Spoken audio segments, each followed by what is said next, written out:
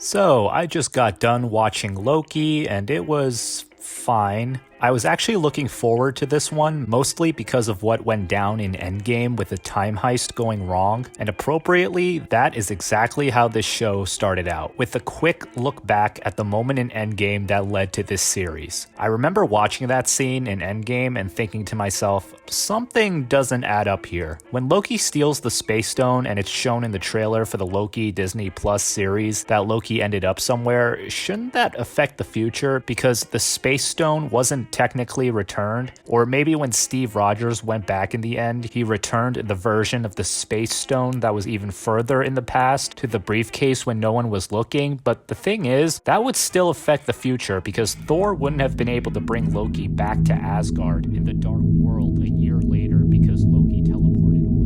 It doesn't matter. Maybe I'm overthinking it because after all, this is a universe where a guy can be a scientist and Frankenstein at the same time, but it just didn't make much sense to me at the time. But I'm glad that this series kind of goes further into it with the reset charges deleting alternate timelines that weren't supposed to happen, so I guess at the end of the day that fixes everything. But if Loki teleported away, how is the sacred timeline fixed unless the reset charge makes it so that the sacred timeline version of a character is still there and the version of the character that branched off into another timeline is now a variant? I'm overthinking it again. Anyways, I like how the series starts off with Loki being brought to the TVA and being shown a film reel of his past, present, and future. This series has a lot to explain to the audience about this time stuff in the first episode, and I think it does it pretty well. I also like how Loki is eventually coerced into joining the TVA and actually does a good job and gets excited at finding the variant, and I also like the relationship that is developed between Loki and Mobius. Also, visually, this show is pretty impressive. It's got good effects, some really nice shots and camera work. The soundtrack is also epic, but despite my liking the general plot and cinematography and soundtrack, this show also has a lot of problems. This one is pretty personal, but I'm pretty tired of the quote-unquote Marvel dialogue at this point. You know the dialogue I'm talking about. This witty, quippy, and overall awkward dialogue. Big metaphor guy. I love it. Makes you sound super smart. I am smart. I know. Okay. After a while, I kind of forget who these people are because they all just talk the same. And this also goes within the same vein, and I mentioned it before in my Falcon and the Winter Soldier review, but the humor in this universe is just not landing for me anymore. It just feels so out of place now, so most of the time it's not even funny. It just feels like the makers of these movies and shows are just looking for every last opportunity to sneak in a funny moment, and a lot of the time, contextually, it just doesn't fit. Didn't need your help. You're so weird. Now, this is the big problem I have with this series, and that is, it just feels rushed. I get that we only have 6 episodes to fit in a good story with these characters that haven't really gotten the spotlight in the MCU so far, at least compared to some of the other Marvel characters, but the pacing is just really awkward in this series. Remember how I said that this show started off well with explaining the TVA and seeing Loki eventually get persuaded to join the TVA and seeing the relationship develop between Loki and Mobius? Well, by the time we got to episode 3, the one where it's just Loki and the rogue variant Sylvie trying to get off the planet Lamentis, well, at that point, you really start to notice the pacing issues. Loki and Sylvie go from being enemies who are trying to kill each other to partners who end up having these heart-to-heart discussions so fast, I thought I actually missed a scene of them reconciling. I guess you can say they're working together because they both need to get off this doomed planet and survive, but they should not be having these heartfelt talks about their families and love, even if it does establish that Loki is canonically bi. And they most definitely should not be falling in love with each other, even if they do think that they're doomed. You also start to notice smaller stuff, like Loki demanding at the end of episode 2 that Sylvie tells him what she wants, but then knows exactly what Sylvie's plan is when they're on Lamentis in the next episode, despite her never telling him in detail what she was doing. When Loki criticized Sylvie's plan, I seriously thought she was going to reply by telling him that he didn't know the half of her plan. But she doesn't even say that he's wrong. And if you're gonna say that Loki saw the plan go down right in front of him, and that's why he knew, he probably still shouldn't have known what was happening because he was never shown what the TVA saw with the multiple branching timelines. But whatever, despite everything I just said, let's say by some way he knows what Sylvie's plan is, which again is... Your years in the making plan was to tear the place down, create the ultimate power vacuum, and then just walk away. I'd never have done that. Yeah? Well, I'm not you.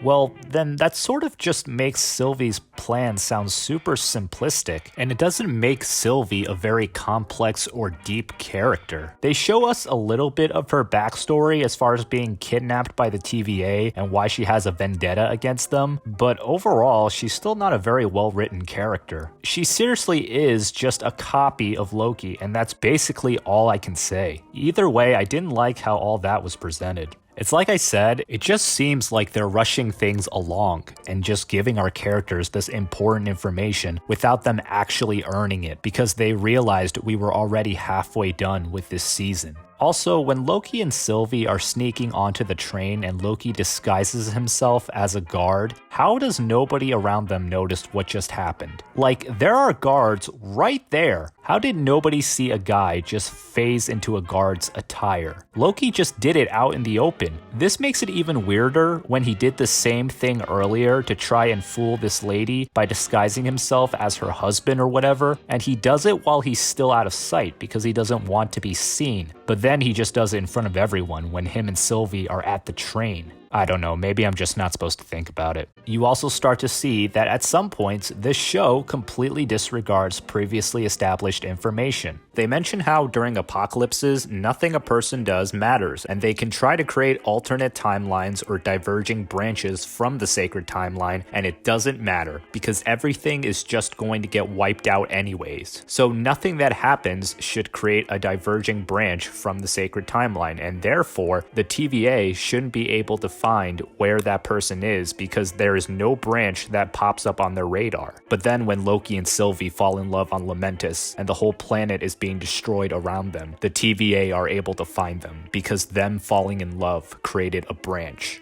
What? And then later, Owen Wilson says that Loki and Sylvie falling in love was total chaos and could break reality and was such a seismic narcissistic event because Loki essentially fell for himself that it created a diverging branch. What? How? How does them falling in love before they're both about to be wiped out, when technically neither of them are supposed to exist anyways, create a diverging branch on the sacred timeline? I normally wouldn't even be this mad, except you don't even explain yourself. Apparently, if something happens that causes a big enough diverging path, then I guess even in an apocalypse, the TVA can track where that diverging path is coming from. But yet another thing that I don't like is how unimpactful and unsatisfying some of the deaths in this show are. This kind of goes back to the pacing issues I mentioned earlier, but 2 to 3 episodes are not nearly enough to create meaningful relationships. The reason why this problem didn't exist for me in WandaVision was because Wanda and Vision's relationship was developed all the way back in Civil War. It was a big plot point in Infinity War. It carried over into Endgame, and it was the driving force behind WandaVision. So when you see Wanda and Vision say their goodbyes at the end of WandaVision, it hits a lot harder because we've spent years building up these guys' relationship, even if personally it wasn't super emotional for me. But that's the problem with the relationships in Loki. They're entirely new and they feel very rushed. So even if I do like Loki and Mobius's dynamic, when Mobius gets pruned, I don't really care as much because I just met him 3 episodes or 3 weeks ago. And then when Loki gets pruned, I really don't care because you know he's way too important to get written out halfway through a show that's named after him.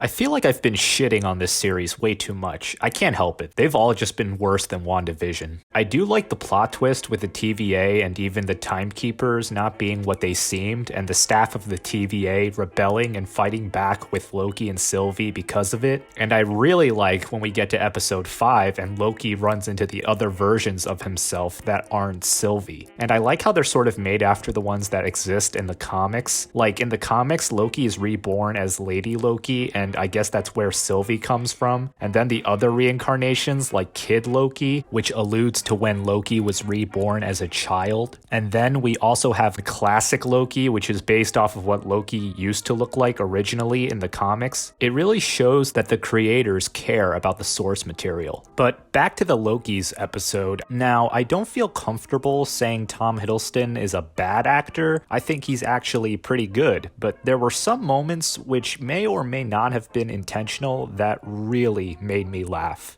She's different. She's not trying to take over the TVA, she's trying to take it down. And she needs me.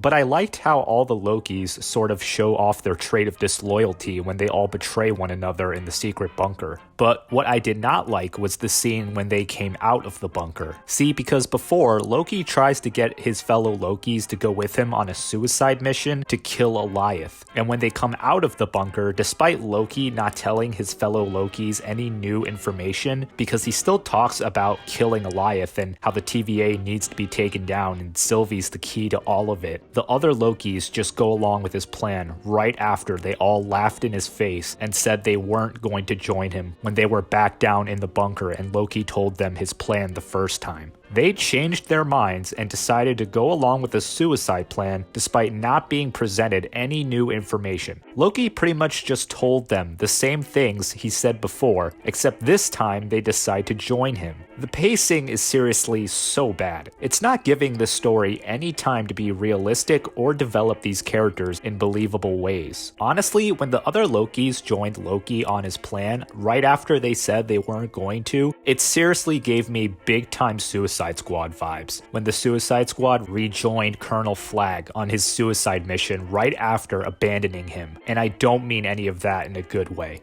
Also, how exactly do Sylvie and Loki touch Goliath and enchant him when earlier it's shown that the things that make contact with him get disintegrated? But by the time we get to the finale, the best thing in the show arrives. Kang the Conqueror, or Immortus, or He Who Remains, I don't care, take your pick. Jonathan Majors just absolutely kills this role. I don't even know what to say about it. His performance just speaks for itself. He's so erratic and wacky that he just breathes new life into this series. If anything, it made me really excited for his actual return as Kang the Conqueror in Ant-Man 3. Anyways, Loki and Sylvie debate what to do at the Citadel, they kiss, and I don't really feel anything because of what I mentioned before with the relationships. But in the end, it leaves us with a bunch of cliffhangers to look forward to in Season 2. Like, where does Renslayer go to, and what happens with her real-life counterpart? What happens with Loki in the other timeline where none of the people he met recognize him? What does Sylvie opening up the multiverse mean? Does it mean that we have Sylvie to thank for Andrew Garfield and Tobey Maguire potentially returning in Spider-Man No Way Home? Personally, I don't want them to show up just so I can see people get pissed off over something they were never promised. But I guess we'll have to wait till Season 2 to see. So overall, while this wasn't a bad series, I still think there were a lot of problems with it. And I kind of think now, with that ending to Season 1, that the only reason this series existed was to give us the beginnings of the multiverse, which I'm honestly okay with. So I definitely liked Loki more than the Falcon and the Winter Soldier, but I think it has a lot more problems than WandaVision. So I'm putting it right in between those two shows when I give Loki Season 1 a 6 out of 10.